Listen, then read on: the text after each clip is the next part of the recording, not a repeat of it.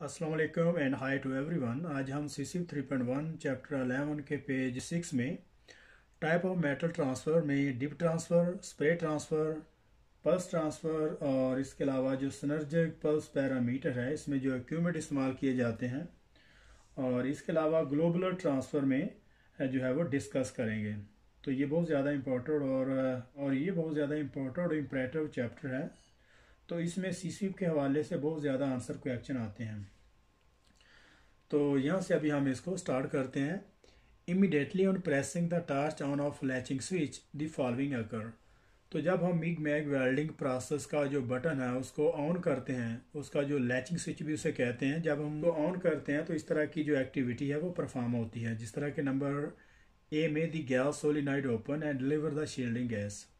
और जो solenoid gas है वो ओपन हो जाती है और जो शील्डिंग गैस है वो जो डिलीवर होना शुरू हो जाती है। और नंबर बी में the wire begin to be driven from the reels and through the contact tip. और जो फिलर वायर है वो रील और कॉन्टैक्ट टिप के थ्रू जो है वो ड्राइव होना शुरू हो जाती है। नंबर सी में the contactor closes and deliver current to the contact tip. और जो कॉन्टैक्टर है वो क्लोज हो जाता है और उसका जो करंट है वो कॉन्टैक्ट टिप के थ्रू जो है वो डिलीवर होना शुरू हो जाता है। और जो कॉन्टैक्टर है वो क्लोज हो जाता है और उसका जो करंट है वो कॉन्टैक्ट टिप के थ्रू डिलीवर होना शुरू हो जाता है। नंबर डी में the water pump circulate the water cooling water if require, यहाँ तक।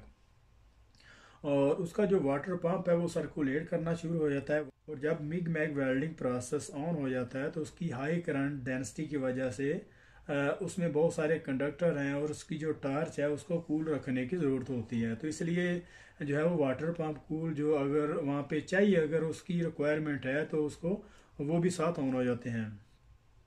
तो यहाँ से अभी हम types of the metal transfer.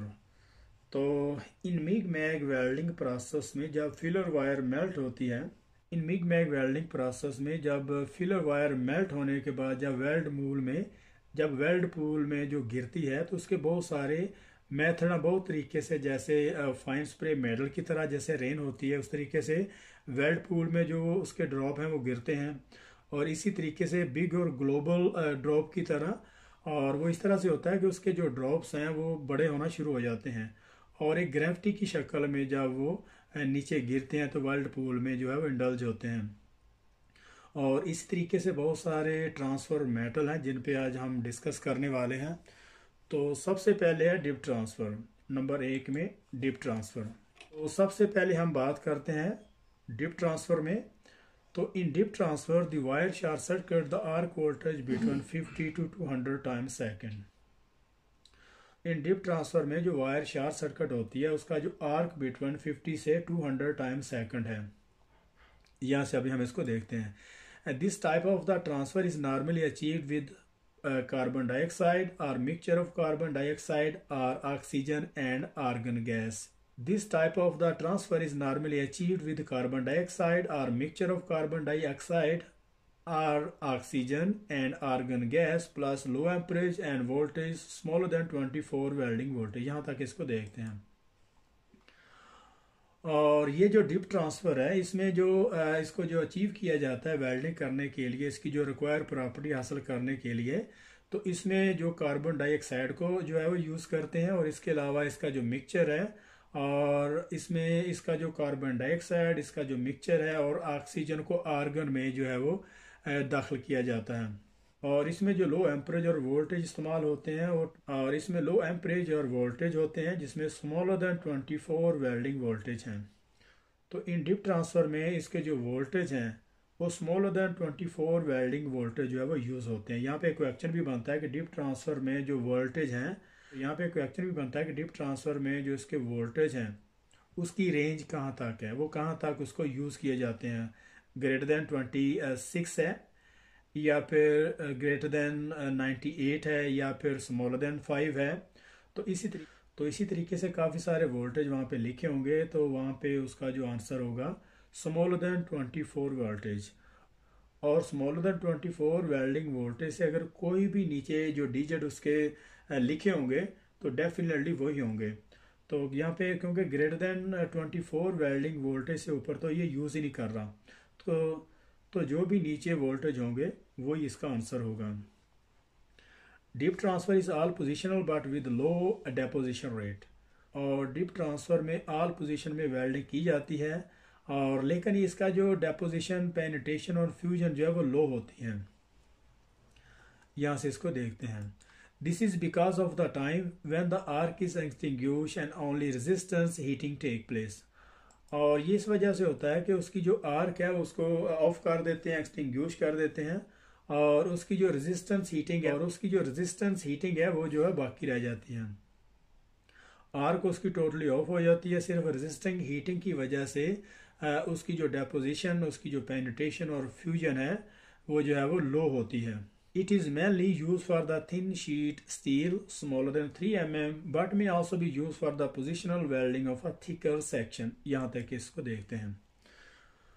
और इस जो डिप ट्रांसफर को जो है वो ख़ास तौर पर स्मॉलर देन 3 mm थिकर जो शीट प्लेट है उसको वेल्ड करने के लिए से यूज़ करते हैं। तो यहाँ पे क्वेश्चन ये बनता है कि डिप ट्रांसफ़र किस स्पेस मेटल को वेल्ड करने के लिए यूज़ करते हैं। तो बहुत सारे वहाँ पे थिकर लिखे होंगे, बहुत सारी उसमें थिकनेस होंगी। तो जैसे ग्रेटर देन 3 mm है, या फिर स्मॉलर देन 5 mm है, या ग्रेटर देन 9 mm है। तो इस तरीके से जो स्मॉलर देन 3 mm में इसकी जो थिकर प्लेट को वेल्ड किया जाता है। यहाँ से अभी इसको देखते हैं। But may also be use for the positional welding of thicker section. और जब हम पोजिशनल वेल्डिंग की बात करते हैं डिप ट्रांसफर में, तो वहाँ पे थिकर प्लेट को भी वेल्ड करने के लिए पोजिशनल वेल्डिंग में इसको यूज करते हैं। The weld metal is deposit during the short circuit of the part of the welding cycle. और इसका जो वेल्ड मेटल डिपॉजिट होता है वो जब शॉर्ट सर्किट होती है, जब वेल्डिंग के साइकिल में जब हम वेल्डिंग कर रहे होते हैं, जब वहाँ पे जो शॉर्ट सर्किट होता है, जब फिलर वायर डिप करती है तो उस वक्त वेल्ड मेटल डिपॉजिट होती है। तो यहाँ पे क्वेश्चन ये भी बनता है कि डिप ट्रांसफर में जो पोजिशनल वेल्डिंग में थिन शीट प्लेट को वेल्ड किया जा सकता है। तो वहाँ पे थिन शीट यानी कि स्मॉलर देन 3 mm से कम जो है वो, या इससे कम हम उसको पोजिशनल वेल्डिंग में इस्तेमाल नहीं कर सकते। वहाँ पे थिकर प्लेट को यूज़ किया जाता है। और इसके बाद जब वेल्ड मेटल डिपॉजिट की जाती है तो उसमें कौन सा इसका करेक्ट टाइम है, और जब वोल्टेज अप हो इसी वजह से, या एम्परेज लो हो, या फिर इसमें जब शॉर्ट सर्किट हो, तो वहाँ पे जो आंसर होगा कि weld metal depositing during the short circuit time. जब शॉर्ट सर्किट होती है वेल्डिंग करने के दौरान तो उस वक्त वेल्ड मेटल जो है डिपॉजिट होती है। तो यहाँ से नंबर 2 में स्प्रे ट्रांसफर है। तो in spray transfer a continue arc and fine spray of metal transfer is created. तो इन स्प्रे ट्रांसफर में जो आर्क है वो कंटिन्यू आर्क इसमें जो प्रोड्यूस होती है, और इसका जो ड्रॉप्स है, जो मेटल ट्रांसफर होता है, जब फिलर मेटल मेल्ट होने के बाद जब मेटल में ट्रांसफर होती है तो ये एक फाइन स्प्रे मेटल की तरह जो है वो डिलीवर होती है, जैसे कि बारिश के कतरे कंटिन्यू जो है वो उसमें डिप कर रहे होते हैं। This is usually achieved with the pure carbon. This is usually achieved with the pure argon or argon carbon dioxide, 5 to 20% mixture and higher amperage and voltage greater than 26 volt. यहाँ तक इसको देखते हैं। और स्प्रे मेटल ट्रांसफ़र जो है वो pure argon और उसके साथ कार्बन डाइऑक्साइड, और प्योर आर्गन इसमें इस्तेमाल की जाती है, और इसमें जो कार्बन डाइऑक्साइड है वो 5 to 20% उसमें मिक्स करके इसमें यूज़ करते हैं। स्प्रे ट्रांसफ़र में प्योर आर्गन होती है और 5 to 20% इसमें जो कार्बन डाइऑक्साइड है वो मिक्स करके इसमें ऐड किए जाते हैं। And higher amperage and voltage greater than 26 voltage, और इसमें जो एम्परेज और वोल्टेज है वो ग्रेटर देन 26 वोल्टेज इस्तेमाल होते हैं। तो यहाँ पे एक क्वेश्चन ये भी बनता है कि स्प्रे ट्रांसफर में कौन सी गैसेस यूज़ की जाती हैं, प्योर आर्गन या प्योर कार्बन डाइऑक्साइड, और इसमें जो उसका जो एम्परेज और वोल्टेज है उसकी रेंज कौन सी है। इसको मुख्तलिफ एंगल से इसको पूछा जा सकता है। तो आपने इसको अच्छे तरीके से अगर देखा होगा तो आप इसका करेक्ट आंसर जो है वो दे सकते हैं। तो यहाँ पे 24 हो सकता है, तो उलझाने के लिए कि ये कहीं डिप ट्रांसफ़र की बात तो नहीं हो रही। और इसके अलावा इसमें मुख्तलिफ तरह की गैसेस को ऐड किया जाएगा, लेकिन स्प्रे ट्रांसफर में प्योर आर्गन और इसमें जो कार्बन डाइऑक्साइड है वो 5 to 20% इसको मिक्स करके आर्गन में ऐड करते हैं। With steel it is limited to down hand and HV fillet welds. और इसकी जो पोजीशन में इसकी जो डाउन हैंड है वो लिमिटेड है और आमतौर पर इसको जो हॉरिजेंटल वर्टिकल फिलेट वेल्ड में इस्तेमाल किया जाता है। यहाँ से इसको देखते हैं। But give higher deposition rate, penetration and fusion than dip transfer because of the continuous arc heating and is mainly used for the plate greater than 3 mm। यहाँ तक इसको देखते हैं। लेकिन इसमें हाई डेपोजिशन, पेनिट्रेशन और फ्यूजन जो है मिलती है, क्योंकि इसमें कंटिन्यू आर्क चलती है और इसकी जो डेपोजिशन रेट है वो वेल्ड डिपॉजिट जो हो रही होती है वो ज़्यादा हाई होती है और इसकी जो पेनिट्रेशन है वो और इसमें जो पेनिट्रेशन जो है वो डीपर होती है और इसमें फ्यूजन जो काफ़ी इसमें मिलती है। Than dip transfer because of the continue arc heating and is mainly use for the plate greater than 3 mm। वो यही बात कर रहा है कि जो स्प्रे ट्रांसफ़र है इसमें जो हाई डेपोजिशन, पेनिट्रेशन, फ्यूजन मिलती है डिप ट्रांसफ़र की निस्बत, क्योंकि डिप ट्रांसफ़र में उसकी जो आर्क है वो एक्सटिंग्विश हो जाती है, उसको ऑफ कर देते हैं, सिर्फ उसकी जो रेजिस्टेंस हीटिंग है वो बाकी रह जाती है। लेकिन स्प्रे ट्रांसफ़र में इसकी कंटिन्यू आर्क चलने की वजह से इसकी हाई डेपोजिशन जो वेल्ड मेटल है वो डिपॉजिट हो रही होती है और इसकी पेनिट्रेशन भी और फ्यूजन भी है वो हाई होती है। और इसमें जो शीट मेटल है, जो वेल्ड मेटल जो डिपॉजिट की जाती है जिस प्लेट पे, उसको जो ग्रेटर देन 3 mm से ज़्यादा हम उसे यूज़ कर सकते हैं। तो इसमें थिकर प्लेट भी शामिल है, मतलब जितनी भी प्लेट हैं ग्रेटर देन 3 mm से ऊपर थिकर प्लेट हैं सबको स्प्रे ट्रांसफर मेटल से जो है वो वेल्डिंग की जा सकती है।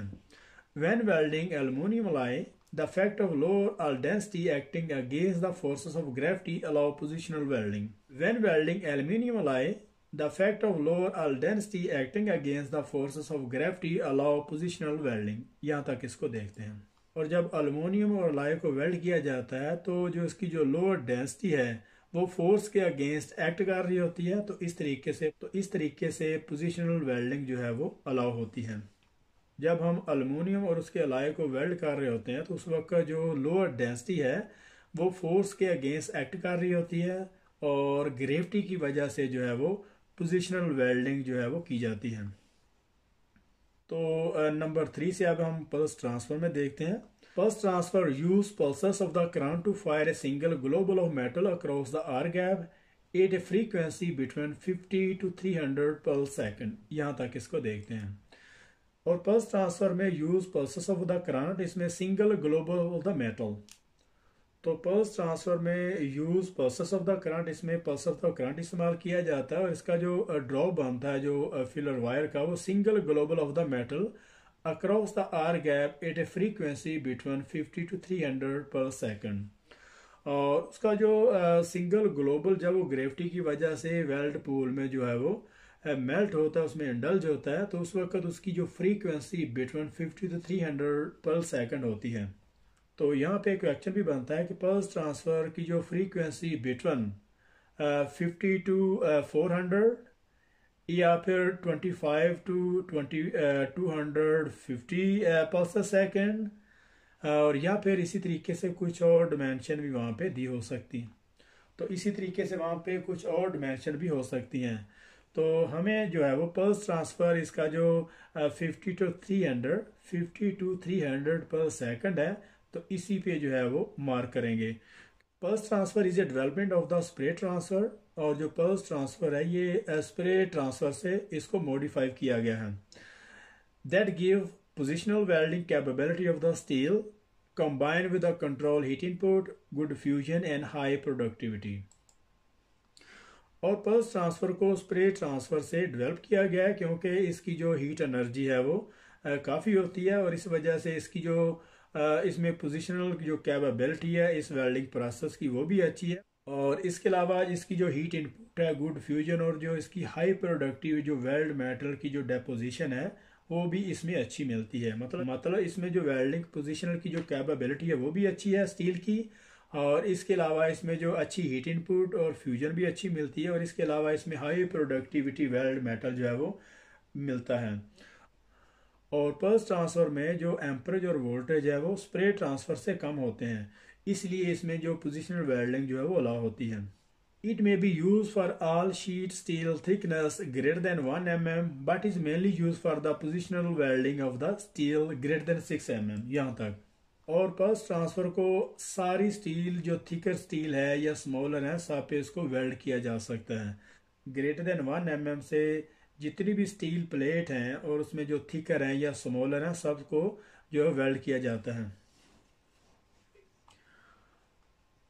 पल्स ट्रांसफर में इसमें जितनी भी शीट स्टील थिकनेस है हर जो डायमीटर है हर थिकनेस को वेल्ड किया जा सकता है ग्रेटर देन 1 mm से, but is mainly use for the positional welding of the steel greater than 6 mm। और अगर हम पोजिशनल वेल्डिंग की बात करें तो इसमें पल्स ट्रांसफर में ग्रेटर देन 6 mm से ज़्यादा जो है वो जितनी भी प्लेट होगी उसको वेल्ड किया जा सकता है। ग्रेटर देन 6 mm से जो है ज़्यादा, ग्रेटर देन 6 mm से ज़्यादा जो होगी उसको जो है पोजिशनल वेल्डिंग के लिए वो जो है वो यूज़ किया जाता है। तो यहाँ पे कुछ आंसर और क्वेश्चन बनते हैं कि पल्स ट्रांसफर में किस बेस मेटल को कितनी थिकनेस पे जो है वो वेल्ड किया जा सकता है। ये जनाब होगी ऑल शीट स्टील थिकनेस के लिए। और इसके अलावा अगर पोजिशनल वेल्डिंग की बात करें तो उसमें जो ग्रेटर देन 6 mm से ज़्यादा जो है वो वेल्डिंग पोजीशन जो है वो इससे की जाती है। यहाँ से अब इसको देखते हैं। As pulse parameter require extremely fine adjustment synergic MIG-MEG equipment is now much more commonly used to control pulse transfer. As pulse parameters require extremely fine adjustment, synergic MIG-MEG equipment is now much more commonly used to control pulse parameter. तो pulse parameter में जो synergic equipment है MiG MAG welding process के जो pulse parameter हैं उसमें जो synergic equipment है इसमें जो आमतौर पर जो कॉमनली इसमें यूज़ किया जाता है पल्स पैरामीटर को जो पैरामीटर हैं उसको कंट्रोल करने के लिए। तो यहाँ से नंबर 4 में सिनर्जिक पल्स पैरामीटर को देखते हैं।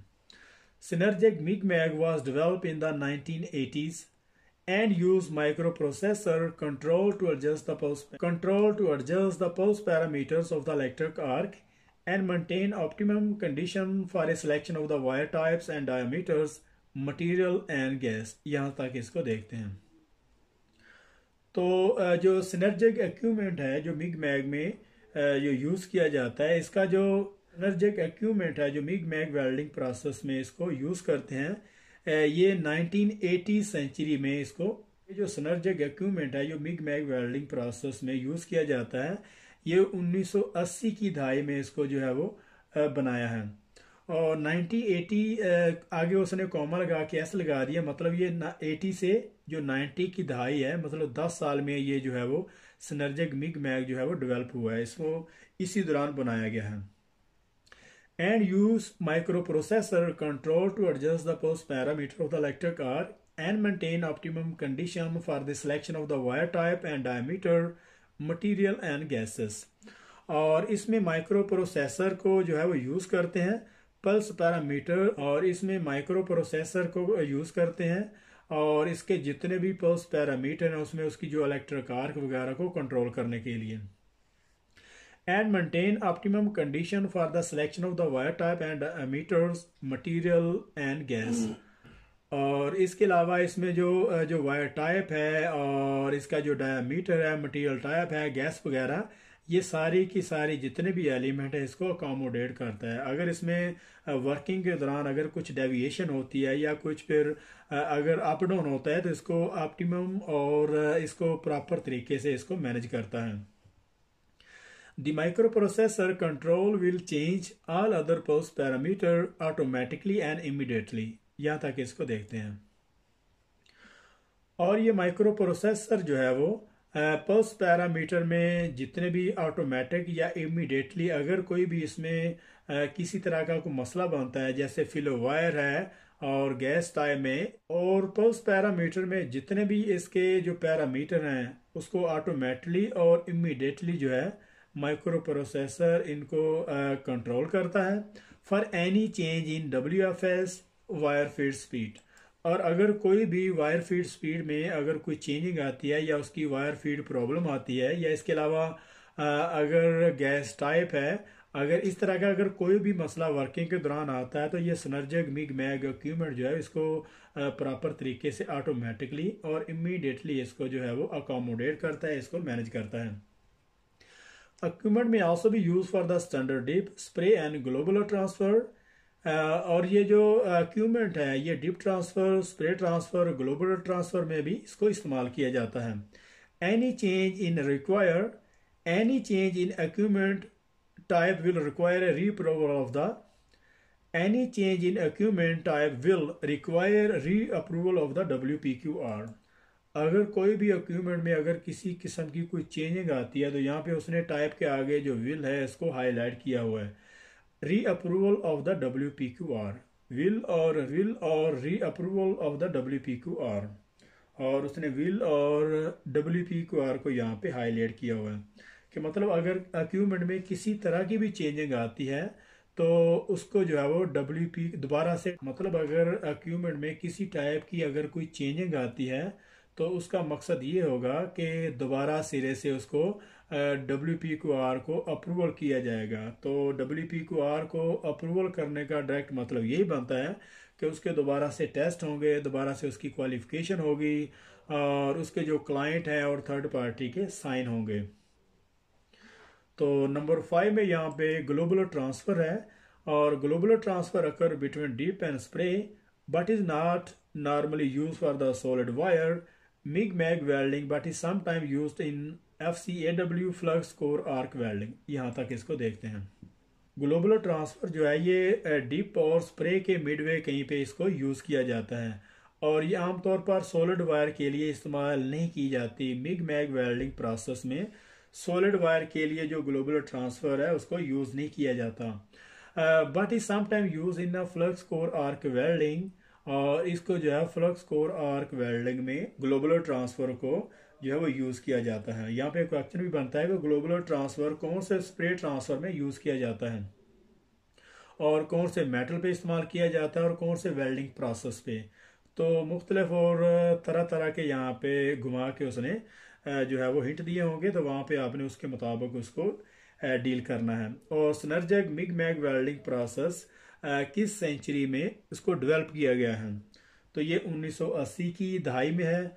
और माइक्रो प्रोसेसर कौन कौन से पैरामीटर को हैंडल करता है, उसमें वायर फीड स्पीड है और डायमीटर है, मटेरियल टाइप, गैस और वायर डायमीटर, इनको सब को वो अकोमोडेट करता है।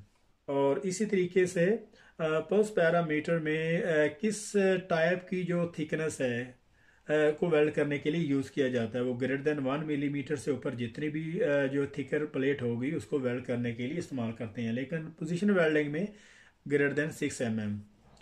तो यहाँ पे हमारा जो 11.6 था यहाँ पे ख़त्म हो रहा है। तो मिलते हैं नेक्स्ट पेज में, तब तक के लिए अल्लाह हाफिज़।